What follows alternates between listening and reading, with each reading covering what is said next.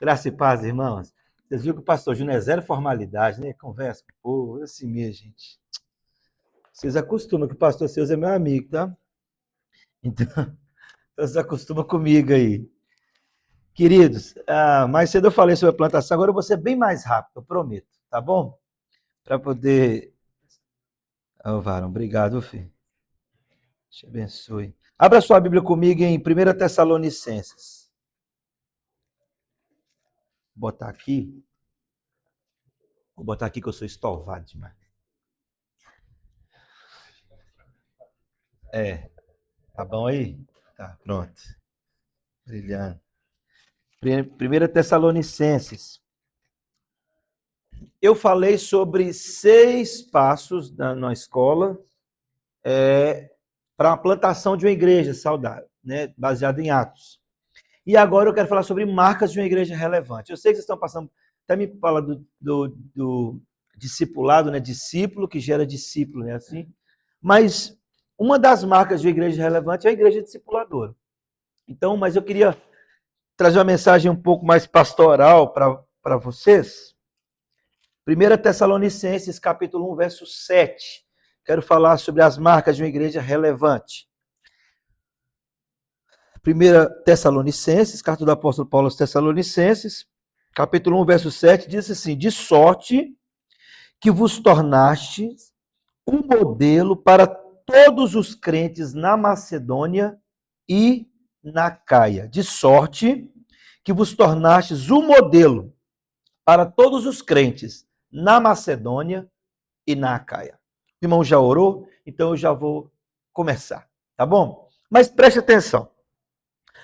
O desejo de todo pastor, todo líder, é ter uma igreja relevante. Pastorear uma igreja relevante. Uma igreja que faz a diferença no local onde está plantado e na história. Você vai em congressos de pastores, o que eles falam é: o que fazer? Nós vamos ensinar vocês o que fazer para ter uma igreja relevante. E aí, gente, a gente escuta tudo que vocês imaginar. Mas é coisa assim, coisas boas e coisas que a gente fala assim, como diz na minha terra, gente, eu sou mineiro. Ô, gente, só um negócio que antes de eu começar a pregar. Eu sou mineiro. Se eu falar uns trem esquisito, não é palavrão não, tá? Porque tem algumas coisas lá em Minas que não é, e aqui é. Eu descobri isso depois de um bom tempo, que eu falava os negócios no público, o pessoal falava, pastor, e eu, siga que eu falei. Porque lá em Minas, nosso dialeto é diferente. O mineiro tem um dialeto próprio, entendeu? Então, se eu falar uns negócios, vocês me perdoam. Então, presta atenção, voltando aqui. Você ouve cada coisa absurda. Você ouve, você fala assim, gente, isso é encher linguiça, como diz lá em Minas. Não serve para nada. Mas deu certo na igreja de tal lá, então a gente traz para a nossa. E aí você tem de tudo, mas a ideia é que se não fosse algo preocupante, não se vendia isso em congresso de pastor. Se não fosse algo importante, ser uma igreja relevante, não se ensinava essas coisas. Mas o que a Bíblia diz? Então eu peguei uma igreja que o próprio apóstolo Paulo, plantador dessa igreja, ele escreve, inspirado pelo Espírito Santo, fala assim: vocês são um modelo. Uma igreja modelo para a Macedônia e a Caia, para todos os crentes.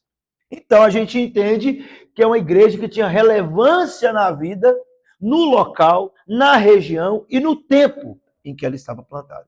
Essa é a igreja de Tessalônica. Então preste atenção, mas o que é preciso então para a gente plantar uma igreja relevante aqui em Maceió? Vamos fazer uma pesquisa de mercado. Vamos saber o que o povo quer. Então a gente monta uma igreja de maneira que atenda às necessidades, a demanda, o desejo do coração do povo. Será que é isso? Vamos fazer uma leitura da nossa região e vamos saber se o povo gosta mais de campanha ou de milagre. Vamos inventar alguma coisa. Vamos dar uma olhada na nossa estrutura e vamos saber se... Não, aqui é o seguinte, nós queremos uma igreja mais jovem. Então vamos botar um globo aqui, pintar tudo de preto. Nada contra parede preta, gente. Não tem problema não. Tem que ser bíblica. Entendeu? Mas bota esse negócio. Cria uma estratégia para jovem. Será que é isso? Ah, entendi. Ô, gente, vou confessar um pecado para vocês. Se você estiver cometendo esse pecado, você resolve isso hoje com Deus. Eu tinha uma cachorra, um husky siberiano. E aí um dia eu descobri que eu estava pagando plano de saúde dela e eu não tinha plano de saúde, não. Hein? Eu falei, o quê?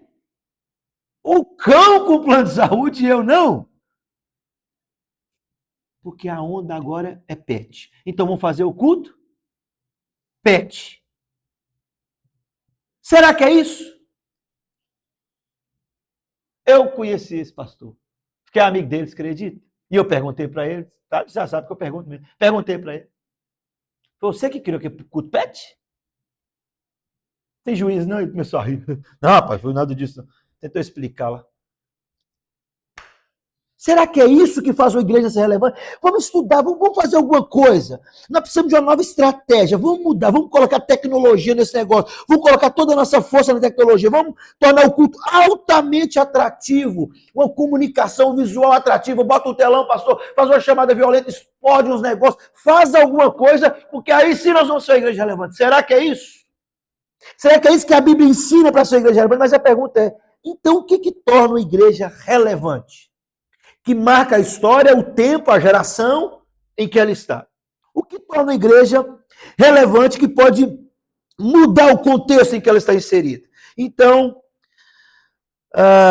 quais são as marcas, então, de uma igreja? O que uma igreja relevante ela deixa, ela proporciona, ela ensina, ela vive? E todas essas perguntas podem ser respondidas olhando para a igreja de Tessalônica. Por incrível que pareça, a igreja de Tessalônica, em uma carta pequenininha, que Paulo escreve uma, duas, mas uma igreja altamente relevante no tempo, no contexto em que ela estava inserida. Atos 17 vai narrar como é que ela foi plantada. Só recapitulando, para os que não estavam aqui, os mais cedo, acho que ouviram isso. Paulo chega em Tessalônica. Paulo, ele está em Filipos, e lá ele prega, é preso, mas planta a igreja, lembra na conversão de Lídia e sua casa, o carcereiro e sua casa. Aí depois ele vai para Tessalônica. Chega em Tessalônica, ele chega metendo o pé na porta. Paulo chegou metendo o pé na porta, irmão. Ele não chegou lá cheio de tato, não. Ele foi lá no templo e começou a debater com os mestres. E começou a mostrar para esses mestres a importância que era, teologicamente, apologeticamente falando, a importância que era Cristo ter morrido, ressuscitado entre os mortos e voltado para reinar. E Paulo começa a ensinar isso. E você lembra que até na segunda viagem missionária dele, essa plantação dessa igreja. E a igreja que o apóstolo planta de maneira mais rápida. É como se, tipo assim, eu pegasse um obreiro meu, mandasse para uma cidade aqui, e um mês depois, 6 meses depois, ele me ligasse, pastor, a igreja está plantada com diácono, com presbítero, com o ministério de louvor, e com o povo que ensina, está plantada a igreja. Eu falei, o quê? Foi mais ou menos nesse estilo aí, a igreja de Tessalônica. E Tessalônica, e a cidade de Tessalônica, ela era uma cidade bem estratégica. Ela era a capital da província da Macedônia, cerca de 200 mil habitantes a cidade. Então, a cidade que certamente, naquele tempo, uma igreja relevante causaria um estrago no mundo. É meio que assim, plantamos uma igreja em São Paulo e se tornou uma das igrejas mais relevantes de São Paulo. Não, ela vai ser uma das mais relevantes do Brasil. Por causa da proporção que essa igreja alcança. Essa é a igreja de Tessalônica. E é interessante porque ela ficava bem localizada, numa encruzilhada entre Oriente e Ocidente. Então, Paulo chega nessa cidade, vai na sinagoga, Atos vai dizer que tem 3 sábados. Aí tem discordância teológica, uns falam que esses 3 sábados é 3 meses, outros falam que é 3 semanas. Eu gosto mais da ideia de 3 semanas. Em 3 semanas, Paulo tacou fogo em Tessalônica. Até pela própria descrição de Atos, que vai dizer que ele arrasou, ele ensinou, ele debateu, e nasce ali então a igreja. Então eu quero que você veja comigo como nasce uma igreja verdadeira. E as escrituras revelam isso. Paulo, ele contrasta com os pensamentos dos mestres daquela época, expõe as escrituras, ensina, apresenta essa teologia paulina, apresenta a teologia da graça, apresenta como Cristo tinha que ressurgir dos mortos, e então a gente planta uma igreja saudável. Mas, primeira coisa, você já ouviu um pouquinho disso? Mas você ouviu que o processo é o evangelismo. Agora, o que nasce? Eu pensarei para você. Quero olhar com você Quais são as marcas da igreja relevante? A primeira marca é inegociável isso, irmão. Não existe nenhuma igreja bíblica, de Deus, séria, que de fato traz transformação, que não tenha pregação do evangelho. Impossível. Eu não gosto, irmãos, respeito quem gosta, mas é uma bagunça que virou a igreja. Os caras botam na frente da igreja comediante, contador de história, stand-up comedy, clube gospel. E mata o povo de rir. E mata o povo também para ir para o inferno. Porque evangelho, igreja relevante, precisa ter pregação do evangelho. O primeiro elemento apresentado por Paulo para explicar a raiz das vidas transformadas em Tessalônica e o nascimento dessa igreja é o evangelho. Ele chama de o nosso evangelho. Na teologia paulina, ele vai falar das boas novas. É o cumprimento da promessa do Messias para todos os povos. Então preste atenção, o evangelho é poderoso para isso. E somente o evangelho é poderoso para tal coisa. Paulo ele falou assim, eu preguei um evangelho não só de palavra, mas de poder para vocês. O evangelho tem poder. Ele é poderoso. O evangelho não precisa de ajuda. O evangelho não precisa que eu invente nada para ensinar ele. O evangelho não precisa que eu crie uma estratégia para torná-lo mais atraente. Não, o evangelho não é assim. Hoje, o que está acontecendo com a gente? A gente tem que pedir desculpa por estar pregando o evangelho. Gente, eu estou falando que a verdade de Deus na Bíblia, mas me desculpa. Então a gente está vivendo esse evangelho. E a gente e tem pastor fingindo que está pregando o evangelho, os crentes fingindo que estão crendo no evangelho, e a igreja fingindo que existe. Quando Jesus voltar, ele não vai fingir, né? Não tem como ele fingir. Vou fingir que vou levar vocês para o céu. Então é sério o evangelho, irmãos. O evangelho é mais importante que nossa vida. O evangelho é mais importante do que a igreja. O evangelho é a palavra de Deus. E nós precisamos entender que a igreja só nasce com pregação do evangelho. E que a marca de uma igreja relevante é a pregação do evangelho. Uma igreja, presta atenção, eu falo para os que estão lá. E aqui eu posso falar também. Pastor, minha amiga não vai ficar com raiva de mim mesmo? Então vocês vão ter que me ver de novo. Não tem problema não. Porque às vezes eu vou em algumas igrejas e eu falo logo de propósito, mas não me chamar mais. Porque eu vou na igreja, parece um circo, às vezes, pregar. Se não tiver pregação do evangelho onde você for, saia. Mas, pastor, como que eu vou ser moralmente... A frase? Um padrão de conduta moral, né? Moralmente, sei lá, esqueci. Politicamente correto, isso. Passa. Para o inferno com a política, meu filho. Eu obedeço o evangelho. Se não tem evangelho, não serve para mim. Se não tem a palavra de Deus sendo exposta, não é lugar para eu estar. E a gente vai lá. Acha lindo. Um monte de igreja vai lá na igreja, enche a barrigona de rir e sai com a mesma vida. Não houve evangelho. Então Paulo está falando assim, não. A igreja nasce e a marca da igreja é pregação do evangelho. Uma igreja relevante tem que ser compromisso com o evangelho. Uma igreja relevante não negociou o evangelho. Lutero escreveu assim, pelo poder do evangelho, o débito foi cancelado, os ataques atacados, o combate combatido, o tormento atormentado e a morte assassinada. Pelo poder do evangelho. A igreja precisa se comprometer com o evangelho. Nós precisamos pregar o evangelho. Não precisa de mais nada. Não precisa vestir de Batman, de Homem-Aranha. Teve uma época que foi vestir Homem-Aranha. Outra época foi cheirar a Bíblia. Outra época foi dar cambalhota. O evangelho não precisa de nada disso. Aí precisa de culto daquilo, culto daquilo, culto daquilo, culto daquilo. E faz, e cria. Vamos vestir, pastor, os meninos tudo. Festa das cores de Deus. Festa das cores gospel. O evangelho não precisa de nada disso. Nada. Se a cruz de Cristo, o evangelho de Cristo não convenceu o homem, nada mais o convence. Nada mais mudou. O evangelho é poderoso para mudar. John Piper, demonstrando amor pelo evangelho, diz o seguinte, tire de mim minhas pernas, mas não tire de mim minha Bíblia. Eu posso chegar no céu sem as pernas, mas não sem a palavra de Deus. Nós precisamos entender que a primeira marca de uma igreja é a pregação do evangelho. Ela não negocia tais coisas. Você já foi de igreja assim? 500 músicas, oportunidade até para o padre e 10 minutos para pregação? Eu já fui. Culto, 7 às 9. Cantor, filho do pastor, a filha do pastor, a irmã de não sei das quantas, o fulano de tal, isso, aquilo, foi cantando oportunidade para... E eu lá esperando, eu, pregador convidado. E eu tinha um sermão de uns 45 minutos para pregar, irmão. E eu estou só vendo, e o pastor era conhecido meu. E eu lá sentado, e prega e canta. Agora eu vou chamar a irmã fulano de tal para dar uma saudação. E eu só ouvindo aquela bestajada lá. Ô, irmão, vocês me perdoam. Lá em Minas a gente fala assim, sabe? Mas vocês me perdoam se eu vou falar para vocês. Vou falar só porque vocês já são uma igreja amiga. Eles passaram a palavra, varão. 10 para as 9. Eu peguei o microfone e falei assim, não vai sair ninguém. Vai ficar todo mundo aí. Vocês ficarem nessa cantoria desgraçada aí? De jeito, meu povo. Agora eu vou pregar o sermão todinho. Amém, amém. Pois é, não sai no diabo, fecha a porta. Preguei o sermão todinho, saí já 10 horas da noite, irmão. O pastor falou assim, o que você fez? Eu falei assim, nunca mais você me chama para essa palhaçada sua não, você está ficando doido? O povo, aí, acabou.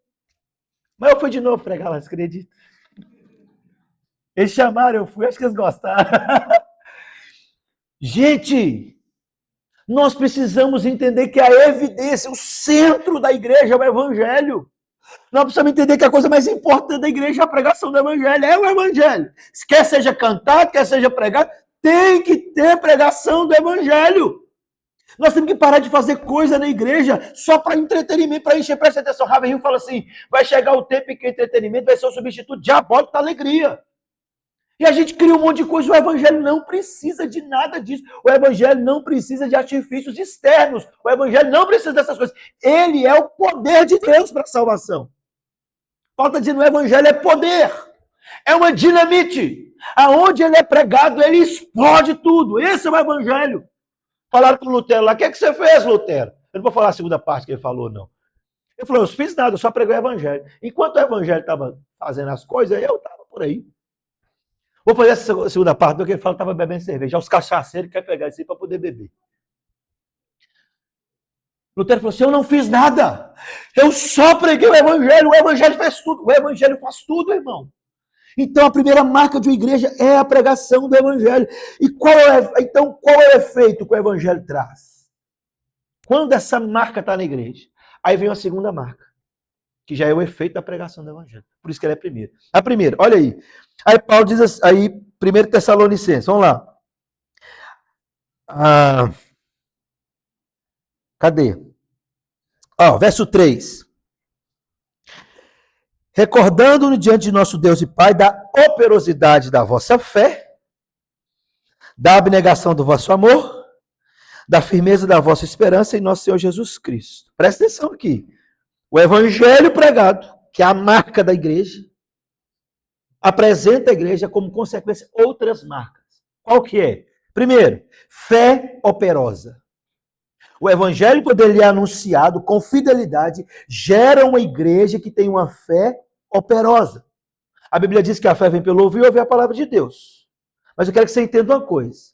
A salvação é somente pela fé, mas não com uma fé sozinha.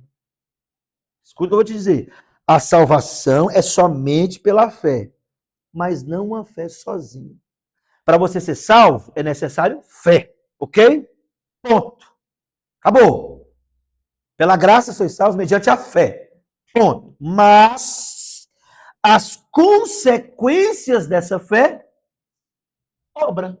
Fé operosa. Fé que opera. Fé que trabalha. Logo, não é isso que o Tiago estava dizendo? A fé sem obra é morta. Então, a salvação, fé. Mas não de uma fé sozinha. O salvo não apresenta só fé. Ele crê pela fé e depois vem as consequências da fé. A operosidade dela. Trabalhando pela fé. Obras. Serviço.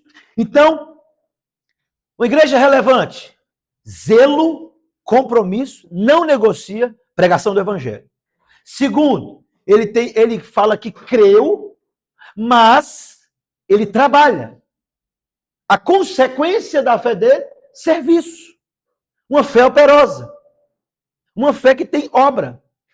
Senão nós vamos ficar um monte de crente, espectador dentro da igreja. Você crente vai ficar somente no banco. E você pode ficar no banco aqui.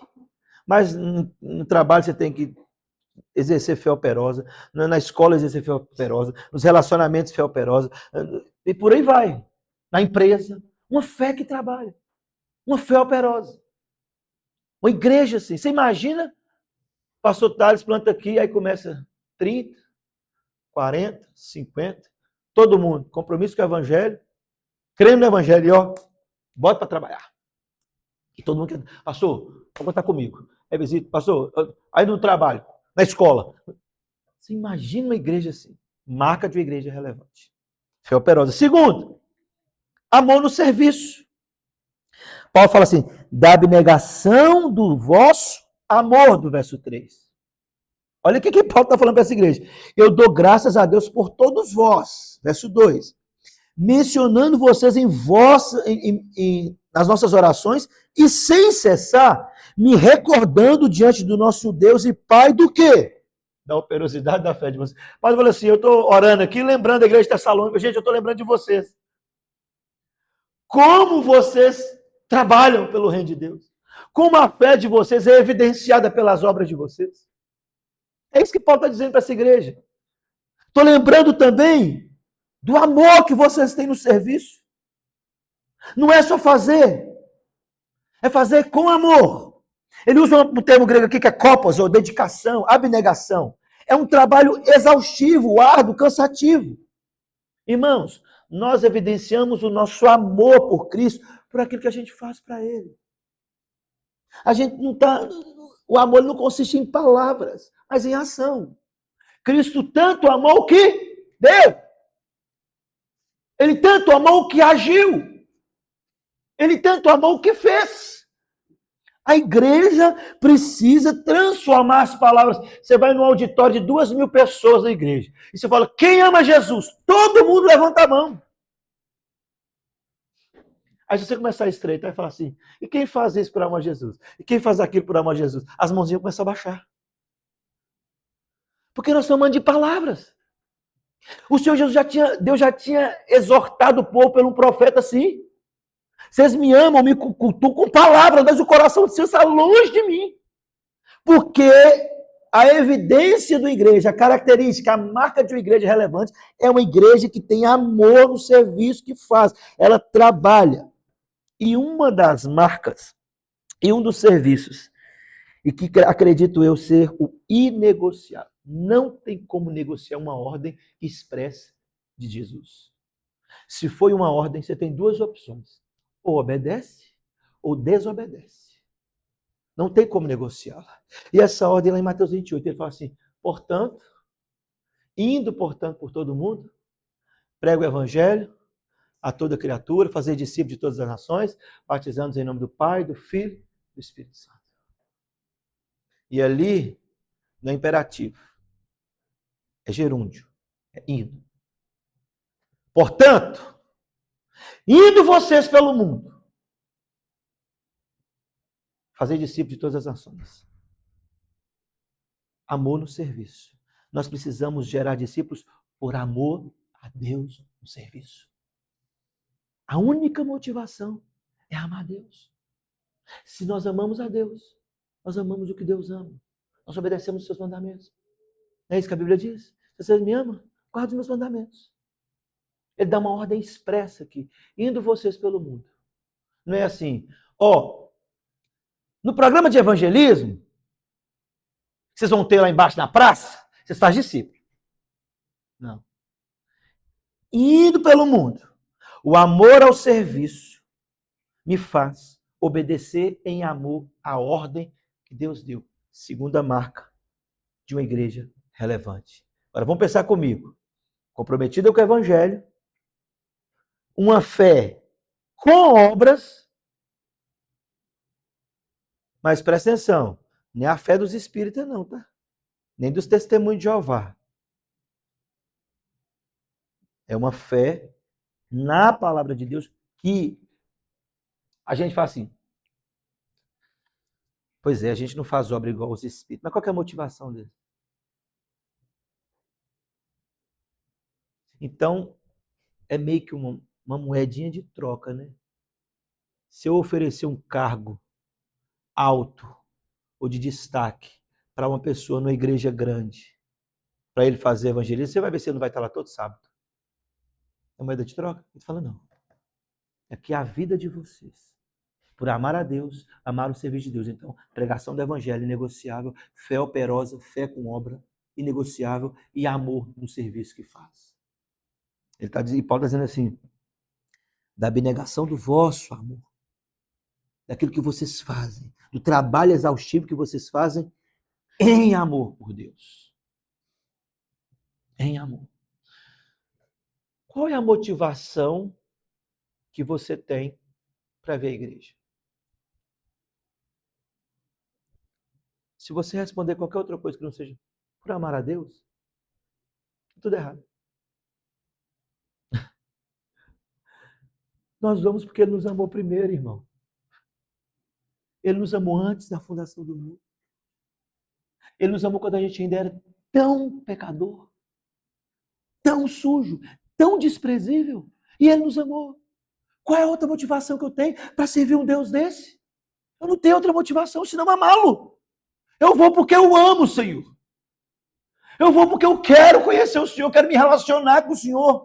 Então preste atenção, irmãos, a gente está invertendo o evangelho, a gente está aprendendo um falso evangelho. E Paulo está falando que essa igreja de Tessalônica, quando ele está orando e lembrando deles, está lembrando do amor que eles têm de servir a Deus. Do amor no serviço. Paulo está falando assim, a motivação dessa igreja no trabalho exaustivo, na abnegação, na renúncia, no serviço prestado, é o amor. Isso é igreja. Terceiro e último, estou acabando. Já viu pregar rápido assim, velho? Nunca viu, né? Primeira vez. Esperança inabalável. Olha só o que Paulo diz. Da operosidade da vossa fé, da abnegação do vosso amor, da firmeza da vossa esperança. Firmeza da vossa esperança. A frase célebre de Jonathan Edwards que ecoou no decorrer da história e vai continuar ecoando até no final da história. Se pudesse ser uma frase inspirada pelo Espírito Santo, poderia ser essa. Foi o Espírito Santo que inspirou, mas não quis colocar na Bíblia. Também Jonathan Edwards veio muito depois, mas ele falou assim, ele fazendo uma oração, ele falou, crava os meus olhos na eternidade. Senhor, então, crava os meus olhos na eternidade. Preste atenção. Paulo está dizendo aqui que a igreja de Tessalônica, ela andava na terra, ela vivia na terra, ela estava plantada na terra, mas com os olhos na eternidade.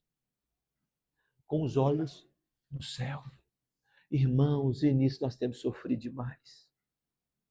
Esse tem sido o grande sofrimento do meu ministério. Arrancar esses ídolos do coração do homem. E pegar os olhos da igreja e colocar na eternidade. O meu maior sofrimento tem sido ver a igreja cada vez mais consumista das coisas dessa terra e tirando os olhos do céu, vivendo e morrendo, matando pelas coisas que vão passar, que o fogo vai queimar, que a traça vai comer, que os ladrões vão roubar, amontoando tesouro na terra. Se esquece do céu. Eu vou te dar um exemplo simples. Isso nada tem a ver, irmão. Se você é um estudioso e precisa passar no concurso, deixa eu te falar, você tem que estudar mais ainda. Mas eu conheço pessoas que têm disposição para passar 8, 10 horas estudando para passar no concurso e não passa 5 minutos com a Bíblia. Não faz sentido eu falar que eu sou cristão. Não faz sentido. Mas é porque, pastor, eu preciso trabalhar, eu preciso dar uma boa condição para minha família, eu preciso desse... Você está morrendo por aquilo que vai acabar e deixando para... Não estou dizendo que você não tem que se esforçar, tem que trabalhar. Eu adoro a teologia da prosperidade. Principalmente aquela que está na Bíblia. Qual que é? Ensino. Estude. trabalhe, se esforce mais que os outros, seja fiel, principalmente nos dízimos e nas ofertas, e seja responsável em administrar o seu dinheiro. Você vai ser próspero. Pronto, teologia da prosperidade bíblica. O resto é mentira. Mas as pessoas têm matado e morrido. A igreja. Você para pensar isso. O que está acontecendo? Vamos lá na igreja para a gente saber como é que nós vamos enriquecer. Vamos na igreja para a gente saber como é que nós vamos resolver nosso problema e viver mais tranquilo. Vamos na igreja para a gente aprender como é que... E aí, apareceu uns caras no Brasil, fizeram um cursinho de coach e estão ensinando os crentes a viver rico e falando que os crentes que não têm condição financeira mais limitada prosperaram na vida, que Deus abençoou foi eles. E aí você ouve os caras, né? Os mentirosão, para amassar, mente até debaixo d'água. Que menino lá, Thiago Brunet, Cláudio Duarte, Silas Malafaia. Não, Valdomiro Santiago e Edir Macedo, esse cara Deus botou aí para nós bater neles mesmo. Esse cara é tudo bestão, um bobo. E o povo acredita nisso. A nossa esperança está onde, gente? Por que a igreja dessa turma está lotada de pessoas? Porque está dando para eles aquele coração corrupto deles quer. Quando o evangelho é apresentado, o evangelho destrona esses ídolos. O evangelho destrona essas coisas. O evangelho tira do nosso coração aquilo que não tem que estar no nosso coração e coloca a centralidade de Cristo. É por isso que as pessoas não querem. Por isso que Paulo diz que nós, em Deus, somos um bom perfume de Cristo, para um cheiro de vida para a vida, para outro cheiro de morte para a morte. Esse evangelho cheira morte para esse povo. É por isso que eles não querem esse evangelho. É por isso que a igreja deles está cheia de pessoas assim. E nós, muitas vezes, os pastores são fiéis, sofrem na mão da igreja, porque ainda assim, mesmo os irmãos que estão tendo acesso ao evangelho, lutam com essas coisas. O coração do homem é uma fábrica de ídolo, irmão. Cuidado que a gente coloca trabalho, mulher, marido, menino, criança. E Deus falou assim, se você colocar qualquer coisa além de mim, você não é digno de mim. Esse é o evangelho. O evangelho é feito para isso. A esperança nossa não pode estar aqui, meu irmão. Nós não podemos. Minha menina agora, Maria Eduarda. Karen conhece ela. Crente. Ó, menino crente, rapaz. Tem hora que eu falo, menino crente, rapaz. Lutou. Queria fazer medicina. Filha, qual a motivação para fazer medicina? Pai, eu fiz uma... Ela sempre quis mexer com esse de missão, né? Mas resultado de uma oração. Quando ela nasceu, eu saí da Bahia, a Renata ganhou a Maria Eduarda em Minas, em Belo Horizonte, e eu fui para Belo Horizonte para conhecer ela. Na hora que eu peguei ela pequenininha, que eu entrei no quarto, eu fechei a porta, falei, amor, deixa eu ficar um pouquinho com ela, que ela deixa, eu fechei a porta do quarto, peguei ela e cantei uma canção para ela. Na época, esse irmão até era um pouco crente, aí eu cantei, mas se fosse hoje eu não cantava a música dele, não, que é o do Kleber Lucas, eu não cantaria nunca. Mas eu cantei assim, tu és o autor, aquele que pintou com perfeição a vida, tu és o Senhor, aquele que me amou, e é o meu Deus e o meu Senhor. E eu peguei a Duda, levantei ela assim pro alto e falei, Senhor, ou o Senhor usa essa menina na geração dela, ou o Senhor pode levar ela agora. Ou o Senhor mantém a vida dessa menina aqui, pro louvor da sua glória, como uma bomba atômica na geração dela, o Senhor pode levar. Depois que eu orei, irmão, que eu pensei que eu orei. Você pensa, num cara ficou com medo. Com Deus não se brinca. De Deus não se zomba. Mas a Duda cresceu. E ela sempre me deu problema na escola. Qual o problema? Nunca fui chamado na escola para nada, senão quando o Duda estava debatendo pela fé. E ela estuda no Adventista. Então há umas diferenças de teologia. E um dia ela pegou um professor dela de morro abaixo lá sobre essa questão de aniquilismo, né? O inferno existe. Aí ela chegou em casa, pai, eu quero que o senhor me ensine. Eu ensinei, rapaz. Ensinei até termo grego para ela. E ela chegou novinha, falou termo grego, o professor olhou para ela assim, Eduardo, como assim você está falando essas coisas? Como é que você... Meu pai é pastor. Ah, mas seu pai ensina de outra forma. Tentou... Aí me chamaram na escola, ô pai, eu falei só, minha filha, vocês querem ensinar aqui isso aqui, eu tenho que ensinar a minha filha o que ela crê. Mas ela foi uma bênção na escola, a escola ama a Duda, ela estudou todos os anos, eu também gosto muito dessa escola. Mas a Duda sempre teve aptidão para essas coisas, mas agora ela entrou em crise esses dias. Eu também estou em crise, ela começou a namorar, uma crise terrível. Quem é pai de menina sabe o que eu estou dizendo.